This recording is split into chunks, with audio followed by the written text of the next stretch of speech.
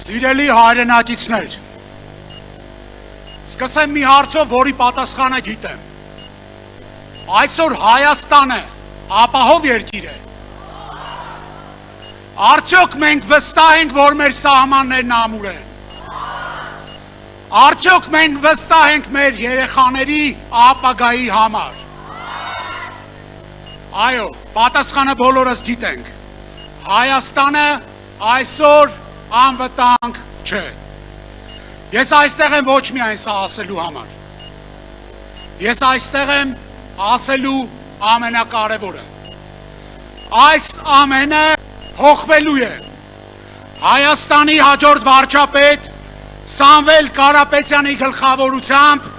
Հայաստանի անվտանգությունը դառնալու է իրական, ուժեղ եւ ամենակարևորը անխոցելի։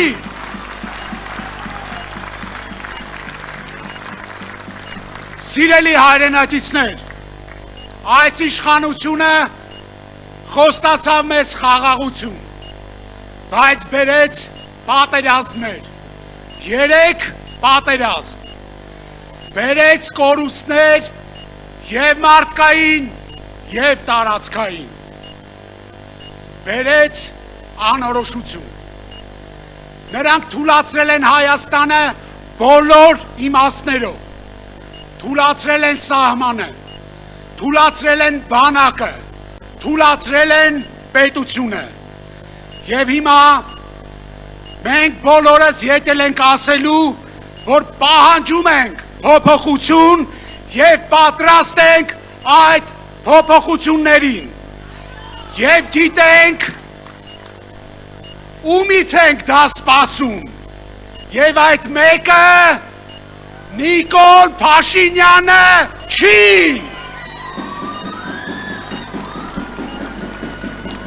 Մեզ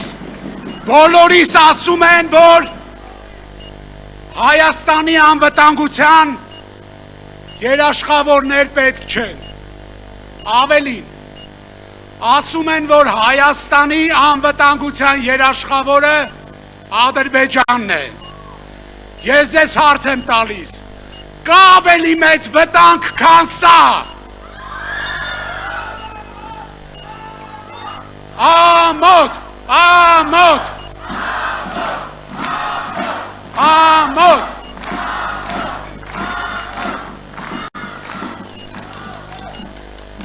Պետությունը, որն իր անվտանգությունը կապում է թշնամու հետ, ստորագրում է իր կործանման տակ։ Սա ազգային անվտանգային ճգնաժամ է։ Մենք չենք կարող ապրել հույսով,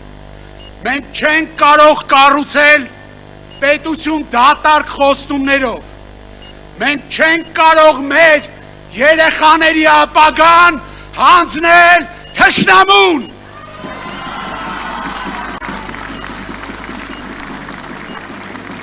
Սիրելի հայրենակիցներ, մենք պետք է կառուցենք, մենք պետք է ուժեղանանք, մենք պետք է պաշտպանենք Հայաստանի Հանրապետության հաջորդ վարչապետ Սամվել Կարապետյանի բերած փոփոխությունները անխուսափելի են։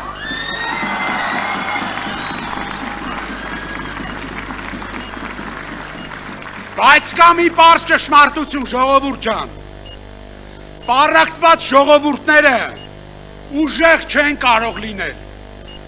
Միմյանց չվստահող հասարակությունը չի կարող լինել պաշտպանված։ Եվ միասնությունն է, որ մեր ուժը դարձնելու է հաղթանակ։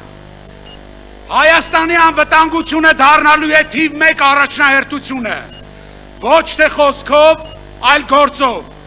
Եվ հենց այդ գործի դիտակին